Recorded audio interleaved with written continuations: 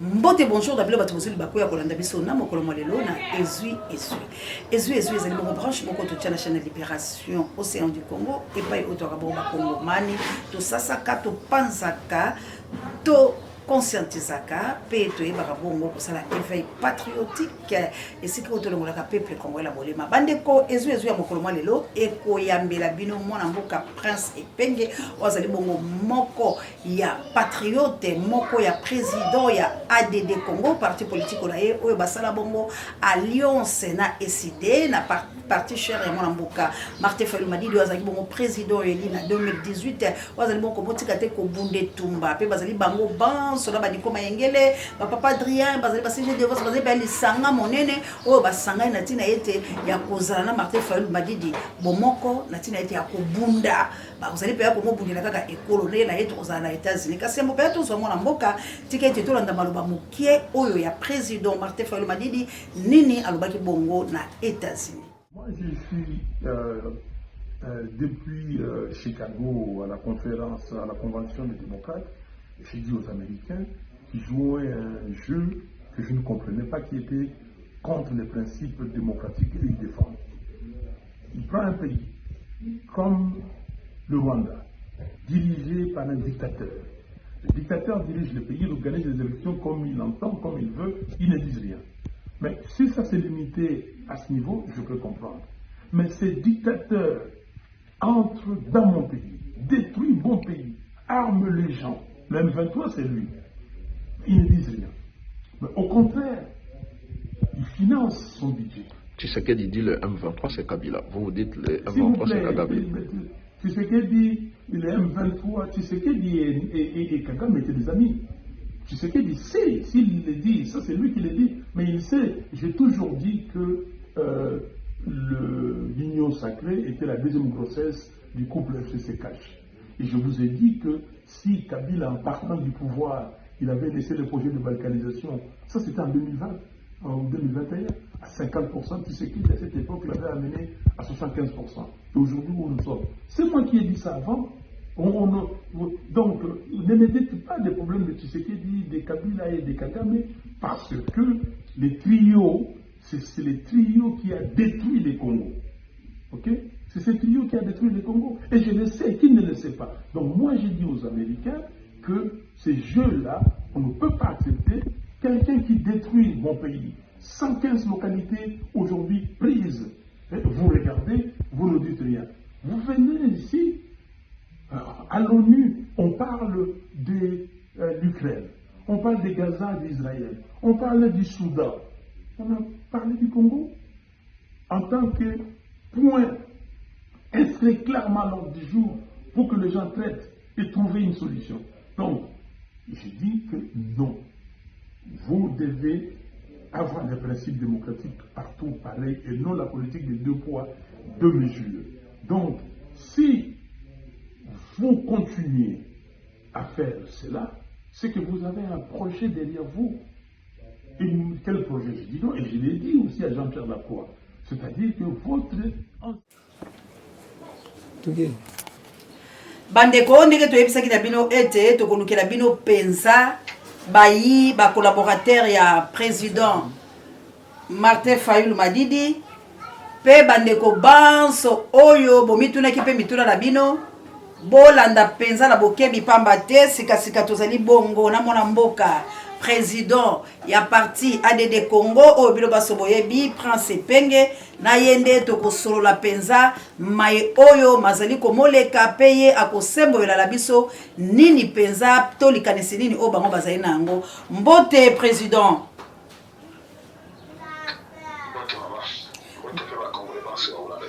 bonne santé président.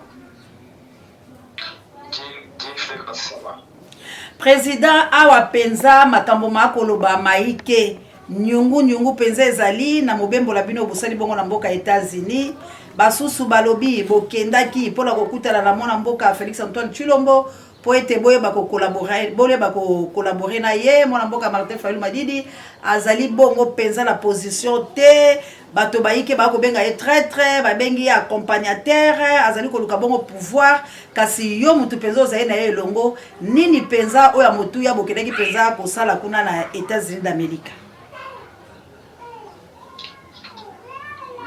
Merci maman.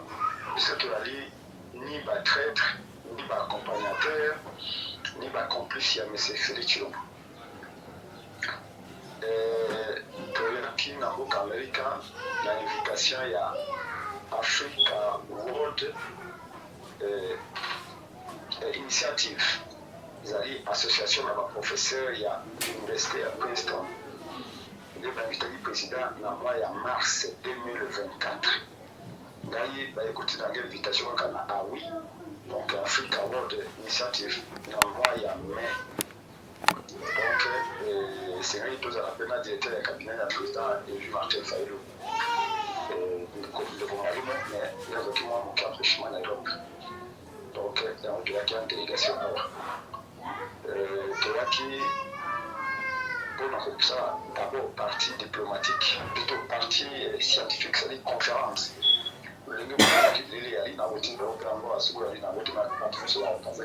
Merci vraiment président. L'université à Princeton, l'université dans la première au monde en termes de budget, plus de 40 millions de dollars à l'université. Donc, ils ont bâti c'est à peu près 2 km². Donc, c'est une université beaucoup prestigieuse, il y a américain. Donc, parce que ce sont des professeurs africains, le Kolabacheka, un professeur congolais, l'américain de bénéficier du président Fayulu par la situation à Congo. L'importance à Congo, c'est le géopolitique et la géostratégie. Si les scènes africaines de la monde, l'importance nous a relativisé dans la matière première. Le président s'est exposé dans les mouvements qui, avant qu'il ait le Kourouba, dans l'Amérique de l'Ouest au Congo, quelqu'un les a chez le Congo, que chaque jour, il y a au moins 7 Congolais qui sont tués à cause de la guerre. Alors que c'était Lobéo, Massissi, Ochoumou, Nilangongo et 115 localités, villages et Alina Boko et Paul Kagame. Alors que c'était un donc vraiment dangereux pour un cannabis. Sans qu'il y ait développement de la possibilité. Sans que le Rwanda s'est retiré dans le Rwanda s'est retiré dans le Rwanda. Il a expliqué à mon bébé. Quand on a dit qui est congolais, il faut profiter qu'il est américain parce que les américains le Rwanda quelque part. Donc, le président américain a profité, le président Fayulu a profité pour nous laisser la route. Mais sur la Congo, nous avons un problème d'ethnicité. L'ethnie minoritaire est à la Congo. Nous avons le droit d'ethnie pour ça. Nous avons pénalisé à interview en Belgique. Au côté de la ethnie, tout le Congo, les listes sont affichées. Etini nyonso ya Congo na liste kuna ba Belge Vatican na kati ya liste wana etini moko te babengi yango banyamulenge imipe na fala prouver bango pe soko ozali mokongo seke bakoloki kongo soko ya motetela seke bolo bakitetela soko ozali nande seke wana monoko na yo donc etini nyonso to ya Congo ozali yaka ozali na langue na yo ozali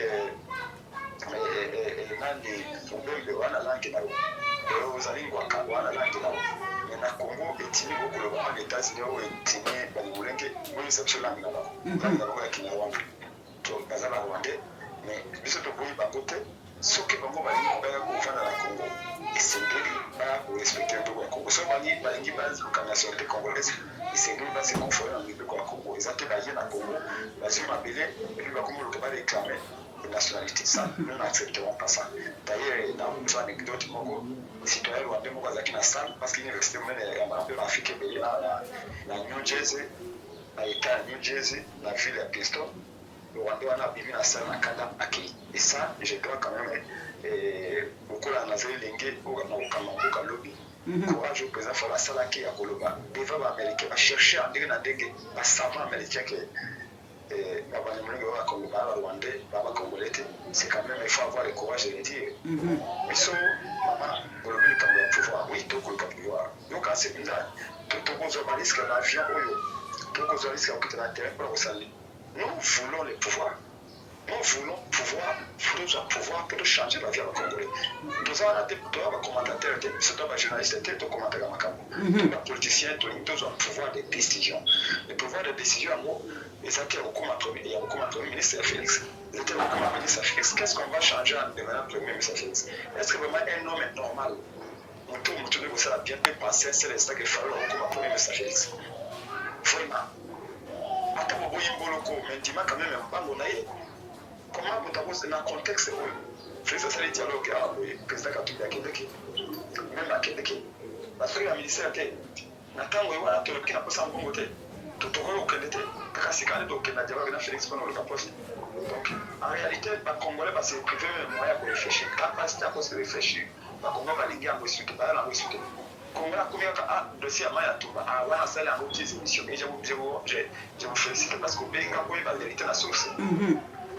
Pour le moment où le bananga il y a TikTok et les TikTokers c'est belé parce que ça dossier à Maya tu vois parce que ça dossier à la tête sur la tête nous j'enlève pour la tête là-bas pour pousser donc mais là on parle du pays et j'ai vraiment invité les Congolais une fois de plus pour le bananga comme Mboka tout est comme insulté les Angatina parce que machin comme tout le monde est insulté tout la vérité tout le maïeli parce que dans le monde américain c'est quand ça vient là on est dans le lobby à Chicago hata kuona wengi banyo wakusema kana bango donc tunashika na pesi kwa kutalo bime mbo kwanza mpasali bango ba eko ya kucha koya kana simato de mais nous sommes aussi intelligents que il est gagné en passant de temps donc Fayulu aya pour la côté Félix d'ailleurs pour votre information maman Félix Azaki na New York il y a pas délégué na ikuna dans la société Fayulu depuis to ya tuzaki na programme à New York ndaye penge ndena iko kale New York na ndeko papier ou invita kinga ya bi yoza bolobela peuple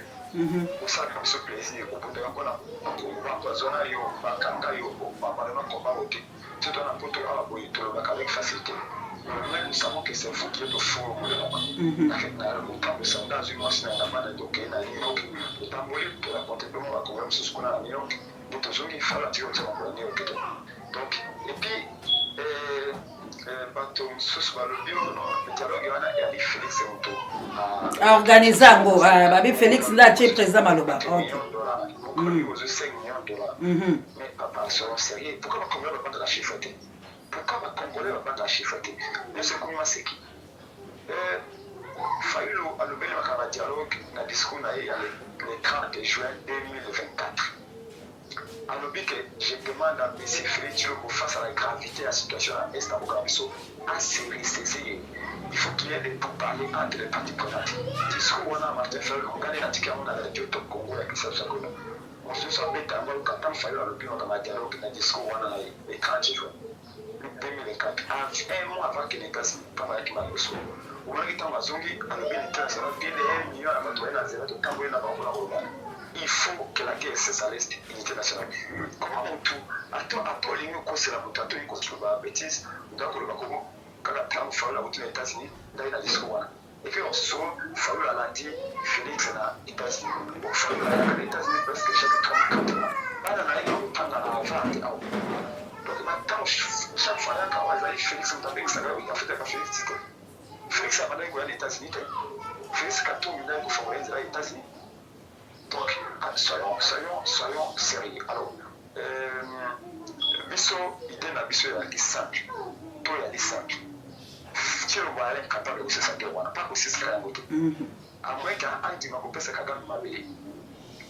Félix et Nicolas a signé na ile de comme la situation au Nyoso. Connaissant bolingo to na biso parce que au même maman va le bakaité pour na résoudre les camps na ligota eza yona mobile na eza yona mobile na mwasi na pour résoudre les camps na kata ligota il faut mon na bino aza na conscience que les camps yali comment la de belé dans la divorce parce que on a besoin de conscience que yali moi ça besoin de conscience et ben ça les 5 à 10 ans après il se rend compte que moi c'est plus possible d'être ensemble mais on a voir la famille mais comment elle est famille au niveau des élèves na territoire congolais wana des amis babeli na biso tout le monde dit que biso quels amis koya parce que dans ma territoire Félix c'est que dans ko ça au beba voyage Félix c'est que dans que nous na fête sur le ticket pour y tomber donc j'aime la comme ça là Martin faire le bien biso prince un jour bana biso bakoprofane batombe na biso bana biso bakolokobwaka basoi na batombe na bacercle na biso basimetiere na biso babi vous pas vivre fait ntango bomonaki félix aza incapable ya koprotege mabeli na biso nini bosalaki ozaki ide nini omanda koloba eto félix ayinaki moyiba baponami ça nous sommes d'accord félix akendaki baélection te ça nous sommes d'accord mais car vivre fait mpona mabele ekenda te proposition na ekosalaka nde fayelo alobi nono topropose quand même quelque chose et toréfléchi tobi biso na mpona mandoki te biso tona okwa kabila te azwa bamilliard oyo tokopesana arme tokopesana nini biso tokanisa te popularité na biso bolingo mpe aza na mavela biso soki totia yango en jeu ça peut peser et c'est comme ça qu'on a réfléchi te soki baacteur politique majeur bavandi baacteur représentatif na baecclesia tolobaka meme ke dialogue wana fo rtnc kotia en direct mpo moto akoloba te ayi kosenga $1000 ayi kosenga $10,000 oyo alobaki boye oyo alobaki boye akosenga poste batia yango lokola poste ya camere direct na télévision olotuwana te mide na biso yali tocreye choc c'est-à-dire que bamonake pour la première fois malgré badivision na biso na makambo mosusu na makambo etali libération ya nord kivu tomitie d'accord même bamindele oyo tokola komona awa boye bakotala mais ces congolais sont toujours divisés comment est-ce que c'est kambo fait à guerre baserenye na bakagama komona kuna biba ils sont divisés en deux ils sont divisés en tout mais mpona likambo etali guerre esila na mboka na bango ils se sont mis d'accord c'est bon moi président moi mutuna mokele esika wana bakozala fierté ya koba donc ils ont fait taire leur divergence kaka mpona kokima ekotana awa na nord kivu bakozala fier c'est ça l'idée président mutuna nange eza boye est ce que na badémarche oyo bozosala na lolenge mpe peut-être bosi bolanse yango epai ya mwana mboka Félix Antoine Tshilombo est ce que bozomona ke aza mpenza na likanisi ya kondima proposition wana ya président Martin Fayulu Madidi ke avanda mpenza basola likambo mboka mpe toluka kimia ndenge nini eleka na este mpo na ngambo boye soki lobi na banzi ete babengaki ndeko CG na bango oyo awutaki deja kolongwa kuna Augustin Kabuya bazalaki wana bazongisi formateur mpona koluka lolenge nini ya kochange mobeko likonzi otango bozoyoka makambo wana bozomona te kazo rejete indirectement. Merci maman mpona motuna malamu. C'est une question intelligente. Nauti koloba na mama te ntango likambo ya mboka moto azala conscience obi ele moto otambolaka na nzela omoni moto asala accident ozali 20 mais kaka moto moko nde ake rapidement bamosusu baza kozwa temps eza mibale nde bake kosekoyi moto mokomona 10 batikali c'est-à-dire que ça dépend ya réactivité ya moto ça dépend ya conscience ya moto biso na moto tosali mpa na biso article 63 ya constitution elobi boye tout Congolais a les droits et les devoirs de défendre l'intégrité territoriale de son pays lorsqu'elle est menacée par une agression extérieure. Balobi tout Congolais, balobi Félix c'était pour la qui va trouver opposition à propos de la dialogue était faux. Parce que pour le temps là qui faisait quand malheureusement l'histoire qui est à Congo. Koyeba les causes à maïlité. Le dialogue conférence nationale souveraine bana basengaka eza communiqué moto amonaki ntela kosala conférence nationale te eza l'opposant ya l'époque nde basengaka conférence nationale souveraine na société civile na église tiango omoni meme ntango moto akri conférence nationale souveraine bacatholique bamarche mpona kosenga bafungola l'opposant akoki kosenga mpe soki ana conscience ke danger eyali mpo bato wana pouvoir mingi lokola bana mbongo Félix amanda oluka mbongo akola na bamillion lelo mais est ce que aza komona gravité ya situation le loi pour un hôtel de luxe, on nous a dit que dans New York, il y a un palace à $5 la nuit, $3,000 la nuit, il y a un peu de ça. Mais, si tu as confiance dans les camps, est-ce que Bango a eu conscience avec les camps? Voilà ce qu'on a perçu et il y a un retour à nous. Est-ce que Bango a conscience de quoi la personne que la personne a besoin de écouter la bonne des hommes, Vraiment. est-ce que Félix, tu vois ce qu'il y a un souvent fait ça quand il commence à Naga? Minyembo écoute etanga magasotin. Voilà. Donc, ils sont aussi conscience. Maintenant, est-ce qu'il y a eu conscience? Je ne peux pas répondre. Mais au vu de l'UNESCO va changer la constitution, c'est comme si quand je dis que la conscience c'était que danger. Donc maintenant, à Lima, à Boya, c'est pas de problème. Mais ce n'est pas la biso. C'est ça qu'on a posé Pilato. Tout ce qu'on a beaucoup. Pourquoi on a Congolais te proposer? On a dit, Togo, il y a un abysse 10 ans après. Mais qu'est-ce que vous avez proposé? Quand on s'est dit, c'est ce qu'on nous a dit. Pourquoi vous avez quitté? Pourquoi vous avez quitté? Ici, nous disons ceci.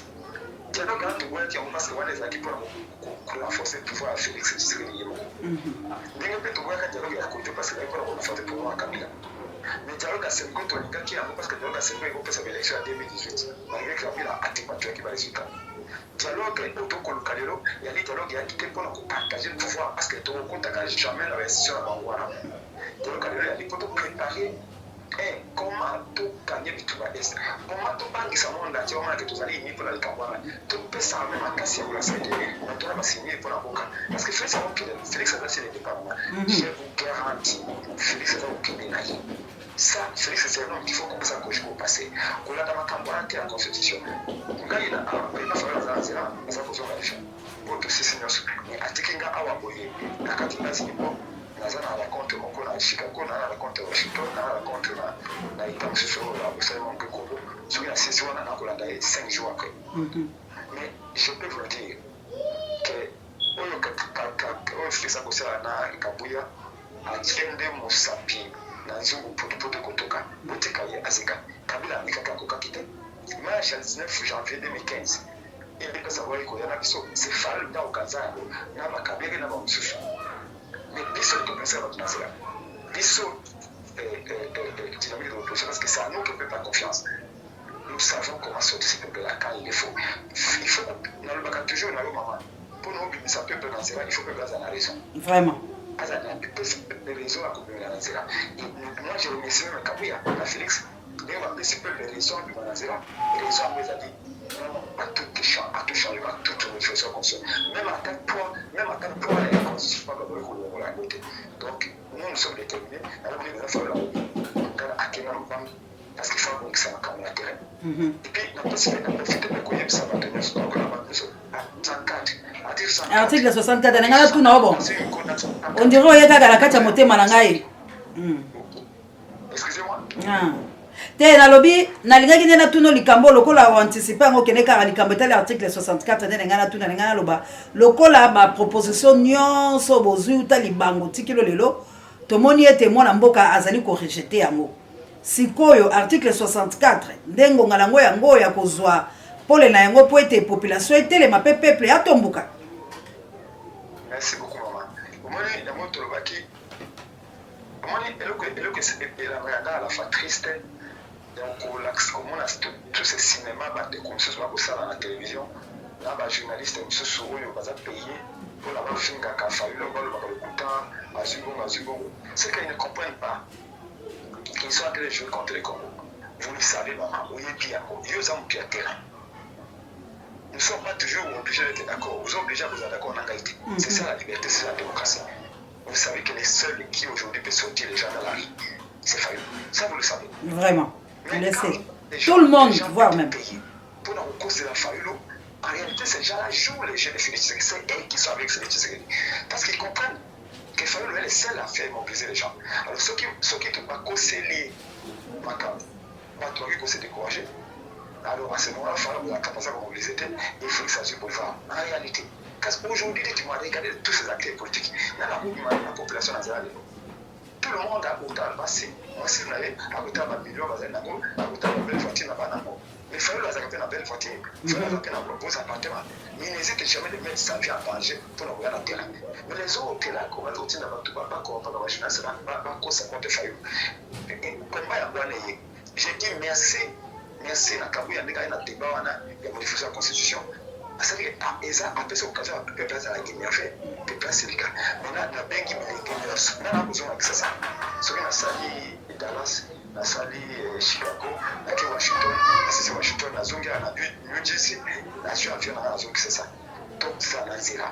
Oh, Fayoulo, Boy, Fayoulo, on a comme nous, c'est un Félix, et tout ça. Félix, il va APC réponse.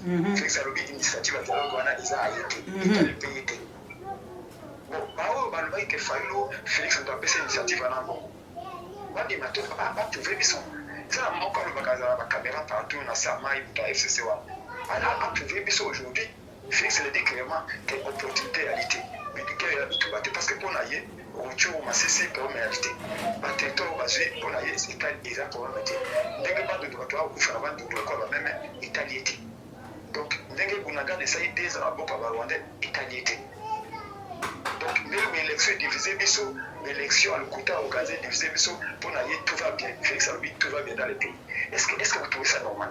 Est-ce que vraiment bien mon tel est-ce que ça y est ou bien on a fait ce qu'on a yébaki ou on a lié na mon campus là sur la tali mais c'est fait je me dis mais est-ce que ça y est ou bien y était c'est comme si on dit mais on connaît ça au côté là alors vous voyez nous là qu'on a d'ailleurs na bazira est-ce que et puis vous voyez quelqu'un qui s'est dit journaliste qui est zible comme un journaliste voilà théoricien à clavier théoricien à clavier qui dit oh Fabio Azimbongo et il finit par aucun affaire tu sais qu'il dit ça veut dire après c'est Babeki.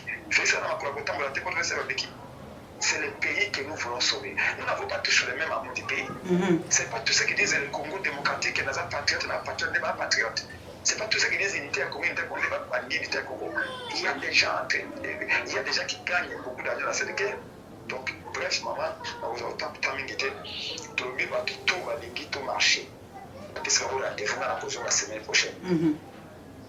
Et tous alors on faille le bon amour ça va peut-être qu'il faut le permettre mais on va tout regarder sur 4 tout qui dans la terre mais bien gaï maman gaï moi dans le baba moi c'est pas mon problème moi j'étais empoisonné ni quoi était empoisonné c'est ça c'était mon bon étape on a été arrêté on a été tabassé on n'a pas fait le pays moi la mère de mes enfants a été agressée moi j'ai pas fait le pays je n'ai pas fait fuir. C'est pas visa des actes de la Zaka qui fait ça. L'ambassade de tout, la Bakakai, il y a beaucoup de personnes qui ont l'ambassade. Mais ils ont aussi sur la Kimimbo Kaka, pour battre comme on n'a pas Kimimbo Kaka. Et ce sont aujourd'hui dans la campagne pour discréditer Bissot. Mais ils ont Azali Nalikolo, Azakolo Kabiso. Parce que tu ne peux pas dire aux hommes, maman journaliste, on a eu bioté à Kenekolobo, aux Akamoyibi. Alors qu'il n'y a même pas, à dire qu'on va dans notre Kolobo. C'est qu'il y a un moment où on se dit, on ne comprend pas pourquoi les Congolais souffrent. Parce que les Congolais, en ayant ça succès en détruisant les succès de l'autre. Les Congolais, quand c'est pas Matalikolo, pas Zabongo, pas comme un succès, il faut détruire Moninga. Et c'est impossible, les Congolais, quand c'est de se réunir dans une Moninga et de façon. Et ça, c'est une mentalité. Quand on a comme en Amérique, je ne comprends pas pourquoi tu veux souffrir. Parce que quand on m'a bien éliqué. Bref, la PC communiquée, pas dans le pays où on a communiqué. Les banques se basent sur la 4. Il faut que au cas où ça me dit il faut proposer des dialogues. Il y a la possibilité de tout ce qu'on a beaucoup. Pourquoi le président Fabio Anzera c'est tout ça prendre des presse il y a monnaie dans Congo tout PC officiellement. Dans dit motomoko oh Failo alobakina Jean-Pierre Lacroix des Nations Unies que botika ko déranger Chiroko. Besoin en étau. Moi je comprends pas. Jean-Pierre Lacroix a eu mon président sur copie Bachadal. Il fallait la dire le bien à Jean-Pierre Lacroix. Mais là on comprend le binote. On a comment beaucoup faire pour ça les côté. Binoni. Mais vous voyez avoir beaucoup de services au Congo démocratique et quand on va FDL et tu ne vois pas Rwanda. On a comment FDL est allé Congo. Comment FDL est allé dans Congo. Le gouvernement congolais a protégé le Congo. Le gouvernement congolais a protégé le Congo. Le gouvernement congolais a lutté avec le FDL à ce moment-là. Puis nous avons eu ce cas pour marcher en 1994. Et il faut que la frontière dans Rwanda pour protéger face à génocide. Nous avons fait la frontière à côté de la Congo. Puis nous avons eu ce cas. Quand on a kamana avec au sécurité qui est pas là-bas FDL bazonga bino ni bolobi boboyi ki bazonga bino as au commissariat des Nations Unies pour les réfugiés boboyi qui est petit comme on a na Congo le loka kama azui bango ko la réseau pas côté la biso ko mabiso bino batu ko tsaka ba rwanda na Congo ba FDL na Congo bino ba responsable numéro 1 wala bonge bele bozo bango bozo se wana Rwanda biso tutika na kina Kagame ati ko côté la biso mais bo senga te na gouvernement congolais tout la bana Congo ba kende côté passer bon na bango ba kana bo bazo se wana Rwanda alors que bino de nation de kusenga ba côté la Rwanda bana ya Congo musala bango ezali d'abord gouvernement Congo musala ezali à protéger bana Ituri à protéger bana Nord Kivu à protéger bana Sud Kivu à protéger ba Wakufa bana c'est ça la première mission du gouvernement congolais il faut la faire ma bien la place on a monné théoricien du clavier on va bien le voir alors que il faut le pouvoir côté le gouvernement congolais est-ce qu'on est côté le gouvernement congolais gouvernement congolais a félicité. Moi, je vais utiliser un Congo, et ça, on va féliciter. C'est ça qui n'a combien. Donc, quand le gouvernement congolais a dit institution à Congo, ils ont une légitimité, institution à Congo, ils ont une obligation de défendre d'abord le Congo. Donc, on a un bon Congo, parce que le Cameroun est fidèle, alors que le fidèle a un peu comme un prétexte. Au moins, comment les gens ne veulent plus réfléchir. Pour la mission, à Cameroun Félix Alobi, nous avons pris acte. Mais nous croyons à notre proposition. C'est une proposition de la mission. C'est une proposition de tout ça. Nous tous savons que cette proposition a le bio, tout ça, tout qui tombe dans la Félix, tout tombe dans la Balwate. Voilà, les arbres, vous savez que le barreau, ils sont des arbres, tout ça, tout dans la banque, voilà la proposition de la banque. Ils sont tous les propositions, ils allaient y avoir. Est-ce que ça m'appelle? C'est la liberté de chaque Congolais négatif sur sa toile et le tout Congolais a les droits et les devoirs sacrés. Tout ça, une initiative de la mission. Mais tu comprends que tu as beaucoup pour financer les faux journalistes, pour détruire les faux journalistes, financer les faux journalistes, on va sa promotion à l'idée là-bas. Bref, maman, on va tout balayer 64 occasions à voir les documents. Merci vraiment, Président.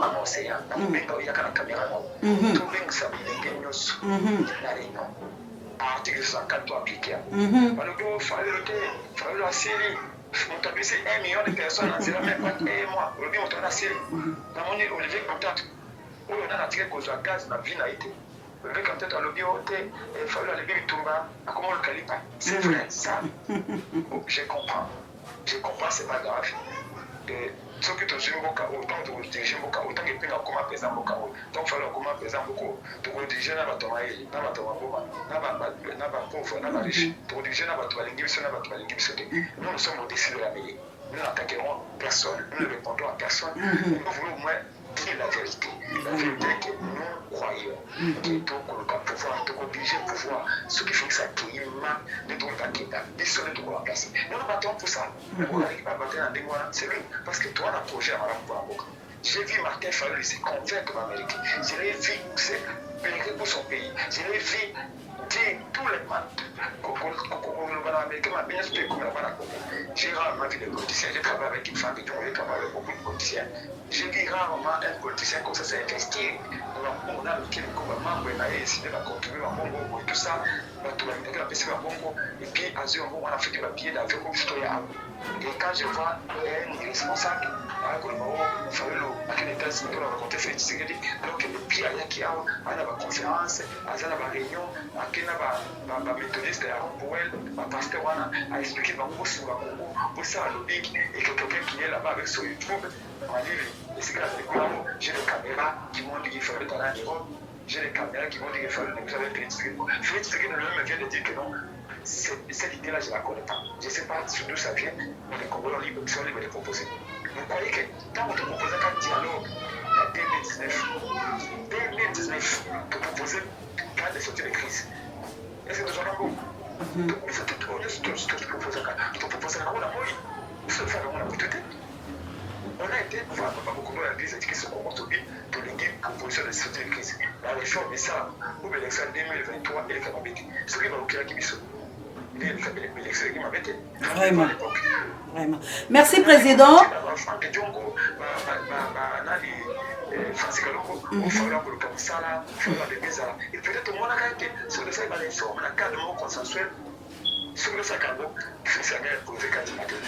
Vraiment. La guerre fera à l'est, tout ça, tout le monde a guerre, peut-être que le Kamabé élection, quand on a lobby Félix qui a imposé Kabouya. Alors, Fayulu, d'ailleurs, le président voit le mal de nous, c'est ce qui est bon pour notre pays. Est-ce qu'il y a des gens qui ont combattu le développement comme l'indépendance? Merci. Au début, il y a des gens qui avaient dit non, ils sont devenus un petit canal à Belgique. Ndenge tokendaka na kalina na bavelo na bakilasi na biso toke na kalina tolipasi bamatela bamidele tosokoli babasani ya bamidele tozongi na cité tozongi na matonge tolinga toboyi kokoma na zone de confort. Au départ, ntango baperdre l'indépendance babandi idée d'indépendance, beaucoup de Congolais ne voulaient pas parce qu'ils avaient peur de l'inconnu. Mais ce n'est qu'après qu'ils ont vu les bien fondés de l'indépendance. Et quand nous disons les choses, on est même acteur politique que Jean-Claude ne veut pas. On a respecté la musique. Pourquoi il faut la politique? Papa, c'est la société. Nous c'était des idées. C'est que peut-être bango ba comprendre qui m'a bé les kambango ou bien balinga qui président benga bango pour bazar ensemble. Vous pouvez pas travailler là Félix Tshisekedi pendant 5 ans. Et vous pouvez pas lelo akena na libala alba comme opposant. Est-ce que pendant 5 ans au contraire, vous pouvez pas critiquer Fallou Makas tant vous Fallou a critiqué les sièges. Vous pouvez pas le bureau Fallou a critiqué les sièges pourquoi et tout ça. Chaque fois que vous êtes dans une initiative, chaque fois que vous combattre sur Makas, pas ça qui n'a fait les Tshisekedi. Tant vous Félix Tshisekedi a porté le poste, à qui n'a pas tout gouvernement, à comme opposant. Les peuples congolais ont un discernement. Ça fait 16 ans que Félix est là. Tous ceux qui ont été avec lui, les lots comme ce soit qui comptent, parmi la commune comme opposant, mais ce donc comment de Félix c'est des prix là. Et puis, c'est ce que les besoins de commune, bateau, comme la Félix. Président, moi, il a pas par rapport à la justice, hein, pour... Vraiment. Merci beaucoup Pambate Tozio Penza à pied levé, mais merci Pena pour le condiment. Koyanola pe batubya baladi la boke metolobi makambo ko sala la justice na banzete ya bobo voyager bomona ki likambo à prison makala viol ba mama tikino lelo solution ezalité. Et puis na likambo oyo ebimaki ya ndeko la biso Jakindala oyo mwana mwasi oyo atie ba vidéo ko lakisa ete ba komisaki ye penza motote ko abize na ye lolenge wana bino pe ba yo opposant boyoki yango ndenge ni pe ba président ba parti politique lokola yo po bundaka lokola pe résistant mozali président ya parti politique monene ADD Congo. Tout d'abord maman oyo komeli Jackie ezali soki ezali maman ezali contre Christine na biso africain ça encore que ceux qui m'ont donné ma cala, ceux qui m'ont donné la prison, les responsabilités sont dans notre service. Dans notre service de renseignement, on conseille le conseil à chaque été. Moi, on a un bouquin. Même à un étranger, on a accepté qu'il n'y avait pas ça. On avait le 21e siècle. On sodomisait tout. On va prison. Et à voir très clairement, c'est un système que le régime Tshisekedi a installé. Je suis sûr que ce n'est pas que Jackie. Tout ce que la salle va nous voir. Et le côté c'est comme justice. Juste ça, mais nous ne vivons pas la logique à Félix Tshisekedi d'ailleurs.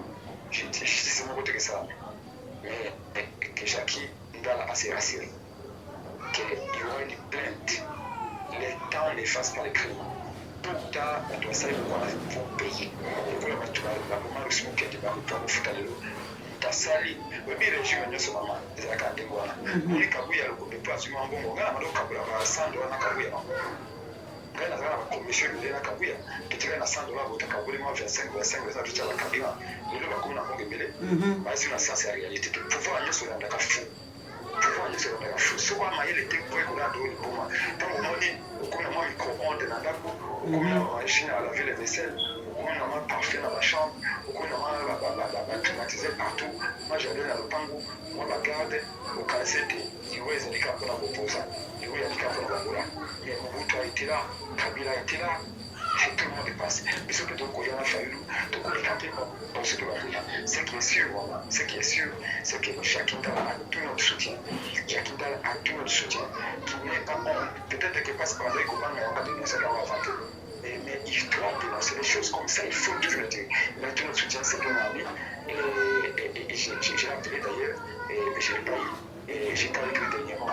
Il a tout mon soutien, tout le soutien de mon partenaire de l'avocat. La justice doit être faite. Pour ceux qui m'ont donné ma piété, on continue comme ça en Cameroun. Pour la Cameroun, c'est reconnu. Tout le Cameroun, c'est reconnu. C'est la fête du Cameroun. Il faut que ça me saille dans le bateau. Moi, si on a un peu de temps, comme on a fait un peu de ça, c'est que ça va se faire quand c'est dans le monde entier. Et moi, si on a place là, il y a un peu de temps. Moi, si on a affiné la mission, il y a une truc bien, c'est qu'il encouragement violer ma maman. Pourquoi pas canalité? Pourquoi pas canalité? Chaque fois que moi, je suis en train de commettre des sanctions, une famille de mon collègue. Mais je ne sais jamais pourquoi. Parce qu'au niveau de pouvoir accès ça, c'est la tout le monde de Jacques. Et c'est clair. Mais je pense que moi, si on a fait répondre à l'acte, à ça vous poser parce que il y a tout la coloba, oh, non, il faut pas confondre. Mon côté, qui a besoin de mandat, à quel de il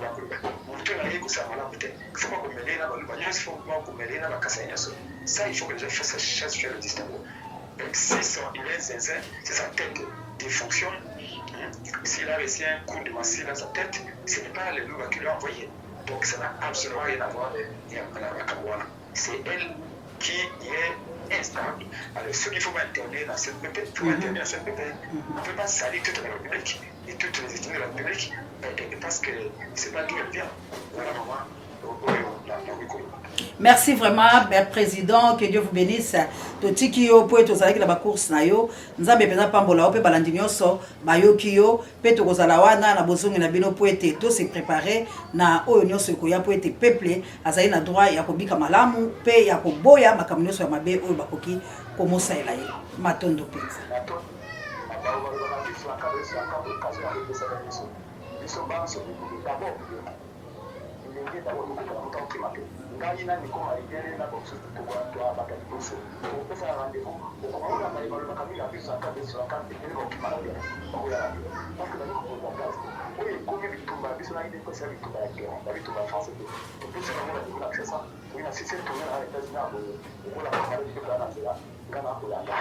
Tout ça m'intéresse parce que Félix a coulé quand maman j'ai la fille en tout cas pour nous pense à changer même un seul article de la Constitution. Vous avez besoin de qui m'a fait le comment quand ça fait le comment de la Kabouya. Merci vraiment. Bande ko balandi wana penza bomoni ete touti bongo komozo la bino président ya ADD Congo mwana mboka Prince Epenge oazali moko ya collaborateur ya mwana mboka Martin Fayulu Madidi o bazali ko tambola na yelongo na tina ete ya kobunda etumba ya libération ya République démocratique du Congo amo symbole libiso commentaire penza ezalite auto yebisa bino ezali chaîne ya libération ya rotolobit bo s'abonner massivement bo partager l'émission like bocha ba commentaire ba suggestion pe ba jama le lenge mon la mère Debrino asala kabon Autriche Lik Makanaki prisonnier de Josina Autriche ba pour mettre en ngolo no bondi ya botard de bono etela RMC ko komela bino Mamour Dangola la mokite ne Florence ya Matondo Bido. Merci encore une fois l'équipe pour la tene États-Unis d'Amérique et pourquoi pas manananga na kunya de langai pe bino banso bolinga kabiso nga mokonzi na Angleterre. Merci penza la Clovis Tamutunga et yaya de yaya ya Nico Tamutunga. Merci penza la maman missionnaire na Plestron D. Merci na la Chabienne. Merci na Kane Konto Kila mais Dieu de tel que tout baboza tel mais belé maman Célestine boye ba penza comme benga na papa Michael to bunde tumba papa Alfred na Canada na maman Clarisse Salamboka il passe la ino ya c'est ante live pour ça la biso zali ete ko la biso Congo za bonso mina yango kabuya vidéo bon to si Boketi komi Kotare Étudier